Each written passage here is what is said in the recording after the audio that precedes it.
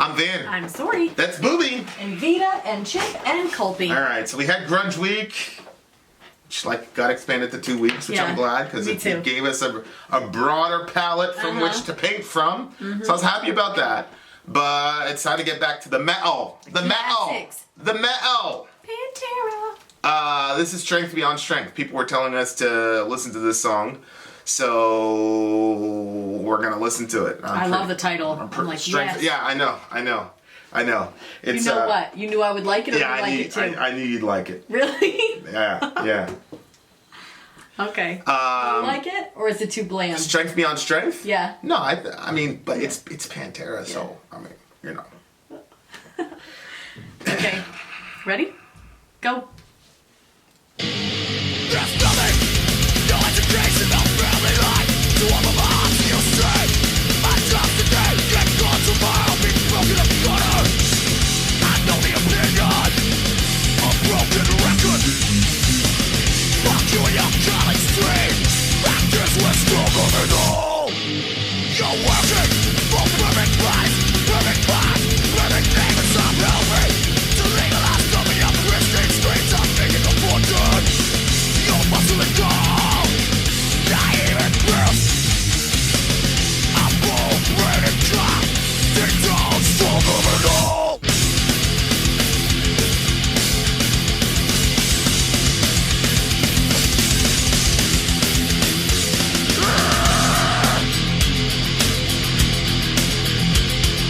Yep.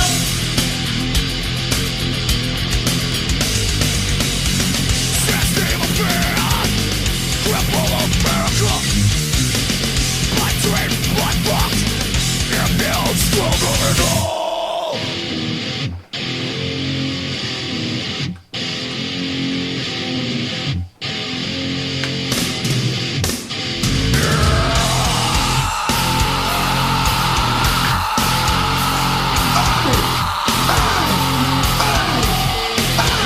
Grown into a monster, an arrogant, explosive motherfucker. Orders were wrong, shone like a log. The president in submission, he hold down his hand on your television. It draws back a stone. It's too late for stop.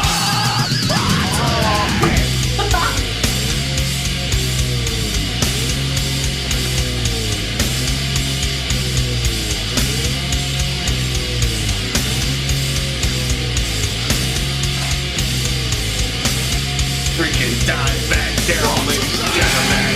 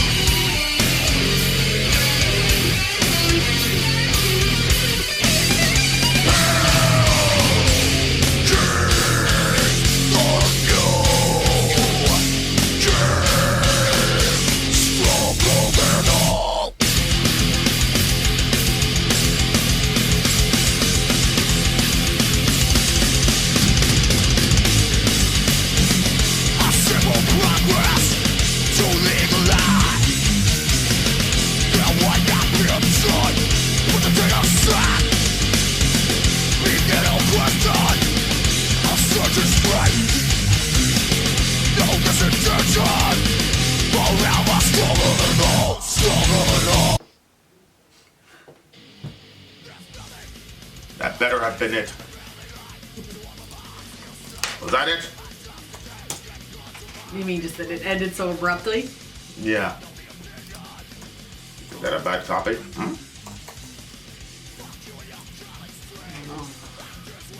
Yeah, 339, 340. Okay, alright. Woo! Freaking dying. That, he had some really weird sound. But it was still like just driving. Like, we have an attitude, and you're gonna know it. You're gonna die. Yep. He said, the president puts out his hand and pulls back a stump. I said, what? I was like, oh, well, when did he write that? 94? Was that Bush? Clinton. That was Clinton, right? I guess. There wasn't all that animus with Clinton at the time. He was pretty much beloved by the nation. Not to Pantera. Well, I don't think he was saying like the president as in specifically Clinton. I just think he's painting a certain type of world, and then it just so happens. But like, if that shit was said today, it would definitely be about the big homie Trump. Shout out to the big homie. There's no way in the world. Yeah, that would be literally like about the big homie. And he'd be lucky if he made it out of the song with just his hands being a stump. You know what I'm saying? Oh, I know. Otep's not a fan of the big homie. No. So, no. You know, we, if you want to know my opinion on Trump, you can check out Middle America with Vin and Sori. Yeah, that's true. Yeah, but you'd have to watch more than one show, because you watch one, you might think, oh. Yeah. You watch another and you're like, oh. So this is an interesting song because he said a lot in a very short period of time. Yeah. I was like... There's nothing, no education, no family life to open my arms to. You'd say that my job is today, yet gone tomorrow. I'll be broke in a gutter. I know the opinion. A broken record. Fuck you and your college dream. Fact is, we're stronger than all. What? What did you get from the song? You can say everything that you want to say, or put all of these, you know, like, you know when people like expectations on you and stuff like that, but the fact is they're going to do what they're going to do, and they're stronger than everybody anyway, so, and then like when he was saying like, I'm trying to legalize dope in your streets, and like I'm making a killing off it and stuff like that, like it's just, I don't know, I think it's like just a big F you to the system. Well, yeah, well, because there's, you know, I think this is sort of like an FU specifically to the American dream. Yeah. You know, because what's the American dream? Get yourself an education, get yourself a family, you know, your 2.5 kids and your dog and your white picket fence, and have a good job. Save up for your pension, and then just go off into the ether. You know, but here, he's got nothing. He's got no education. He doesn't have the family life. Yes, no. His job security is nil. Right. You know, he's like, I know the opinion. You know, you and your college dream, we're stronger than all. Like, he's found a way to be successful outside of the template. Yeah. That, you know. Yeah. Don't you think it's kind of weird that like there's all of this like pressure for kids to go to college, but then they friggin' like milk the hell out of you for what it's going to cost you to get an education. Oh, yeah. You know, it's like, oh, yeah. So you need this to be successful, and you really should have this. Right. But we're going to, it's a really screwed up system. And then when a politician says, we need to find a way to forgive all this exorbitant student debt, they're like, well, how are we going to pay for it? I don't know. We spent $1 trillion bombing the hell out of those Iraqis in freaking windbreakers and sandals. What do you mean, how are we going to pay for it? Education does not cost that much. Not as much as a house. Well, we have friends, both of them went to college. They just so happened to meet in college, and they got married. And the cost of their education was more than my house. Yeah, it's a shell game. It's a shell game. They tell these people, oh yeah, go to college. You need college. Yes. You're pounded into your brain, you will not be successful unless you go to college. And it's hard to get a good job without a good college degree. Yeah, so basically like the educational industrial system, you know, is in cahoots. Kids, it's in cahoots with the bank, so that by the time they get out to be successful, they're freaking what, 70,000. I just had a thing. The average American, I think it was Forbes or something, dies at $61,000 in debt. And so what happens is they take your assets and all the rest of the stuff to compensate for it. So it's like no inheritance to pass to your children. Yeah, it's insane. It's absolutely insane. That's what they do to these people. When they're saying, how are we going to pay it back? I don't know. It's like the healthcare costs, where they make it way more than it has to be, And then, you know, if you don't have insurance, you have to pay that exorbitant amount. But if you have insurance, they knock it down and they do something reasonable. Right. You know, education has not been reasonable. Right. And so when they're saying, how are we going to pay that back? Why don't you just put what the actual cost was, and then we'll worry about that number. Right. Yeah. And I get it. There are some majors in college that are just stupid. Like, you know, gender studies or something. It's like, I've never even heard of such a thing. It's like, that's not translatable to capital once you get out of school. Oh. You see what I'm saying? Yeah. And these colleges will charge these poor kids, you know, $80,000 a year so they get their gender studies degree, knowing full well they're not going to be able to use that. That they're not going to be able to use it, most of them. Right. It's unbelievable to me. It's criminal. It is criminal. So, like, you know, he's saying I found a way to operate outside of that. And he did. And of course. Yeah. What do you mean? Like, that's the epitome of rock and roll. It's funny because, so you have your job, which didn't take any college education, and then we're doing YouTube, and we're trying to go full time off YouTube. Right. Well, when I was at the I guess they're called it's the BMV, not the DMV anymore. Really? Yeah. Oh, the Bureau of Motor Bureau. It was used to be department. Yeah. Oh my gosh. Yeah. So anyway, I'm there with Johan, right? And then I asked him, I'm like, what do you want to do for like a job when you grow up? Like, if you could do anything, what would you want to be? And he said that he wanted to be a successful YouTuber. And this lady from across, she was like, she's like, kids still thinking they can make money off YouTube. And I'm thinking, lady, we're about to go full time on YouTube. It's not like he's got some pie in the sky idea, because I know there's kids that are always like, oh, I'd like to play video games, and like she's like, I got a couple of grandkids trying to make a living off that too. They wanna, you know, and she's like making fun of them. But I didn't want like the entire place to like hear about our YouTube channel, because it was like in our hometown. Yeah. So I didn't say anything, but I'm like looking at poor Johan. He goes, I almost want to say something to defend myself, but he's like, he knew that I didn't want him to announce it to the place. Good but discipline. Like, yeah, he held it. Combat discipline. But I was having a real hard time not to say something too, because it's not like he's some idiot who has some idea that he's gonna like. Yeah, he actually has a pretty good handle, a pretty good chance, because we're taking this endeavor and we're taking this. You know, the chance. It's life and death. We're pretty serious about this. Yeah. So, but it was hilarious to her. Like, anybody could try to. Well, you know, like the stereotype of artists is they're all lazy and you know, whatever, and it's like it took a bunch of work for these guys to get to the level that they were at.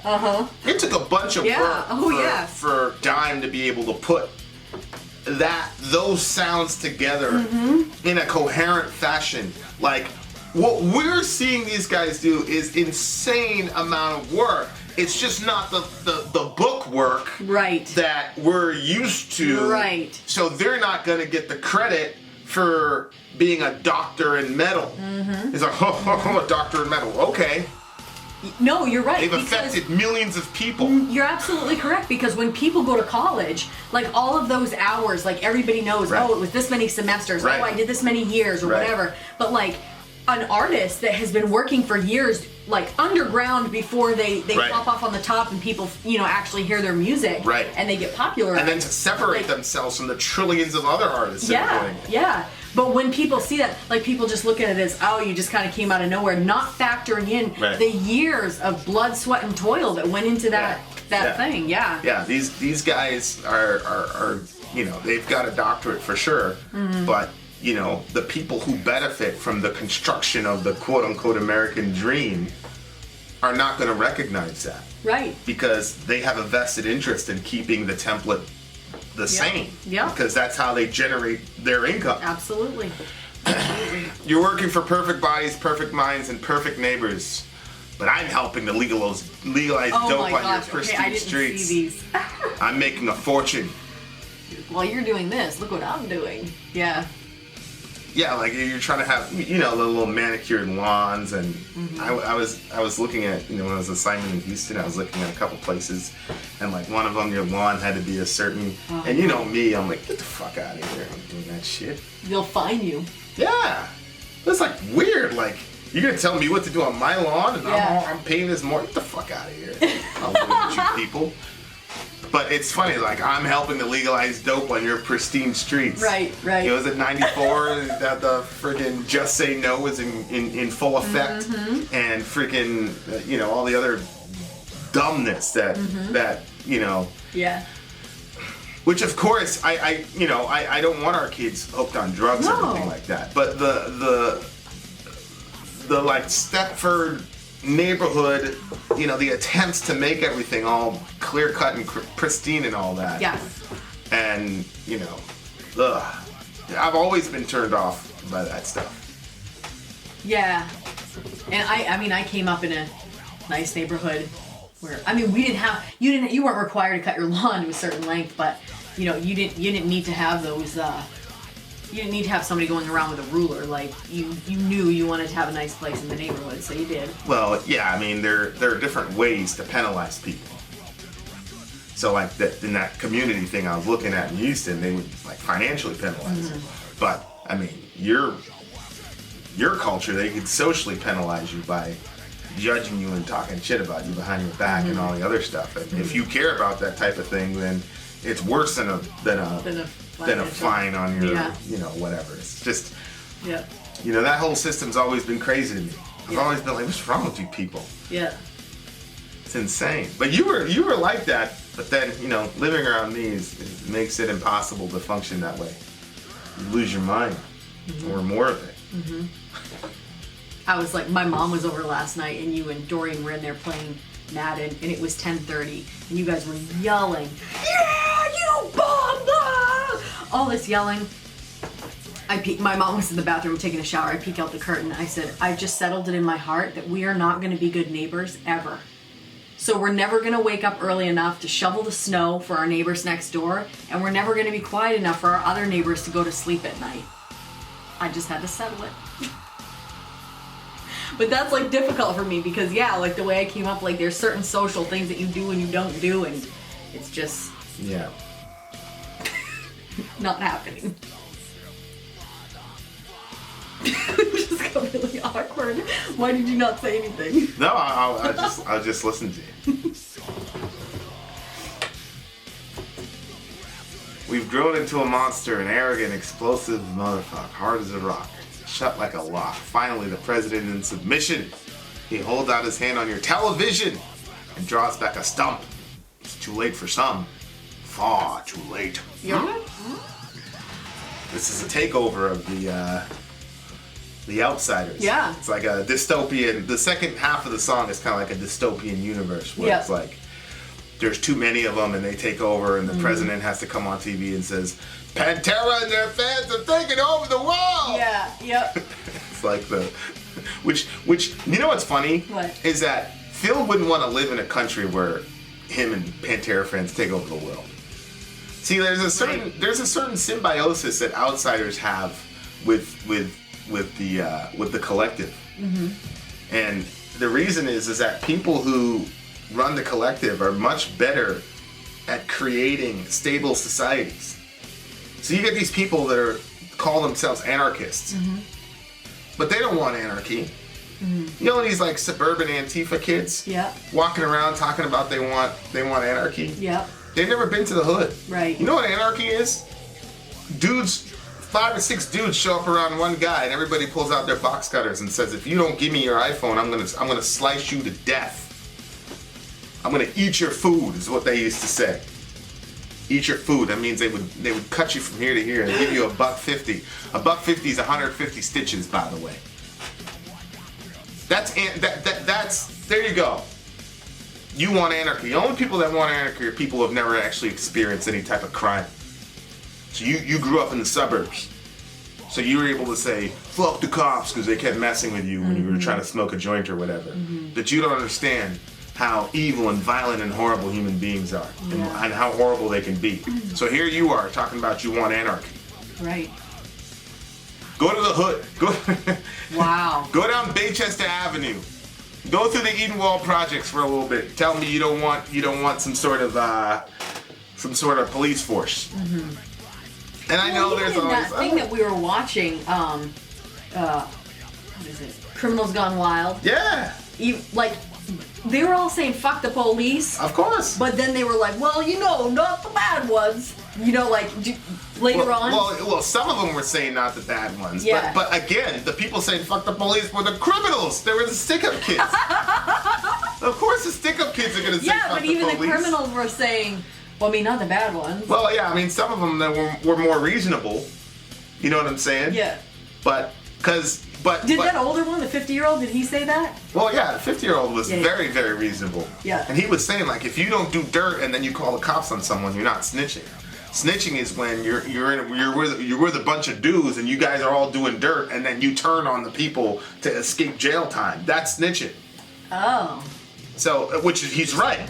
Oh. He's right. But that's what I mean is like, these Antifa kids and all that, these people are running around hitting people. I've always said, like, you've never seen an Antifa dude hit a hood guy. Mm-hmm. You're not. Right. Well, yeah, they're. BM fan, tell the truth. I know you're a fan of Antifa. Them boys wouldn't touch me. You know that. They wouldn't come within 5 feet of me. And I'm not even a gangster. They know who to go after. That's what I'm saying is that they need. Mm-hmm. So people with this type of mentality need the structure that collectivists kind of create. Yeah. And those people need outsiders to point to say you don't want to end up like that. Right. Because 9 times out of 10 they're not going to be Phil Anselmo. Mm-hmm. So if you're an outsider and you don't work in the corporate ladder and you don't do all that stuff, chances are you're not going to be very successful by American standards. Mm-hmm. So they need the outsider so that they can threaten their kids. Yeah. And say, see, you don't want to end up like that. Of course, they're not going to point to Phil Anselmo and say, well, shit, son, you can completely operate outside the grid, make rules, make life about your own rules, and you could be a multimillionaire, be world famous. They're not going to point to him. So there's a symbiotic relationship between outsiders and insiders is a point. Like both of them despise each other, but both of them need each other. Yeah. It's so true. So if you're an Antifa person, do me a favor. Get me a video of you going to the hood and putting your hands on some... Get me a video and I'll join your cause. Other than that, then I know and you know what you're doing. Going after little old white ladies. Right. With American flags. You should be ashamed of yourself. You ain't no revolutionary. Alright. No more paying a cop's paycheck. Let him bust his own child. The son that heeds my word and smokes my dope. The daughter that's... Whoa, I didn't see that. So he's this is the against authority. Like this is the ultimate. This is the ultimate F you to the cop. I'm selling your kid drugs and I'm running off with your daughter. How real is that? Yikes. The daughter that and snorts cheap anything. So she's it's messed up. So this is kind of like the world that would get created if these guys ran the show. Jeez. But I wonder, like, if he had kids when he wrote this. Probably. Because I feel like before I had kids, I'd be like, yeah, Phil. But now I have kids, I'm like, wait a second, why are you doing that to his? You sending drugs to his son? Yeah. What's wrong with you? Like that's not good. Yeah. I don't think that's a good thing. You know what I mean? Like, once you start having kids, and it's like, rock and roll. Hold on. Wait, rewind that. What did you say? Dude, do it. Oh, man. Bust his own kids. What? No, I agree with you. So I agree, like, completely with the first half of this song. I don't agree with his solution, which is that the anarchists take over the world. I don't agree with that solution. Now, I guarantee you, somebody's going to hit me up and tell me, that's not what anarchy is. So, if you want to have an actual discussion about what actual anarchy is, and you have sources, let me know, because I am open. Noam Chomsky, I think, is kind of like an anarchist, kind of. Mm-hmm. Although there are a couple questions that Noam Chomsky got asked, and he's like, oh no, we'll have to figure that out when it happens. So, my perspective is that it's impossible to create anarchy because human nature is such that we're always going to go into some sort of hierarchy. Always. So, there you go. All right. Man, the riffage, the Dimebag Darrell riffage, come on. Tell me that this dude isn't a freaking master. Yeah, he is. I've never heard him do a song with a bad guitar riff ever, or a throwaway one. Yep. Ever. Tony Iommi, the Black Sabbath dude, like he invented all this shit. Yep. But I feel so like he is the original from which all the other guys spring from. Yep. But Dime perfected metal guitaring, and I feel like there's never gonna be anything after that. Yeah, he's something else, and he kept changing it. Like there was some stuff in there that I was like, oh, I've never heard that before. Yeah. And then he just kept it. The whole thing sounded very strong and rebellious. Yeah. And just it really captured, I think, what they were putting out. I just don't think anybody's ever going to be able to replicate the body of work that this dude has been able to accomplish. Yeah. It's just. Yep. You got Tony Iommi, you got Dimebag Darrell. Forget it. That's it. That's it. Yep. Everybody else. All right. 9.2.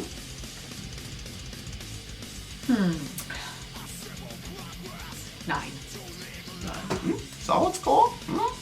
Vin out. Sori out. Gone. We get no question.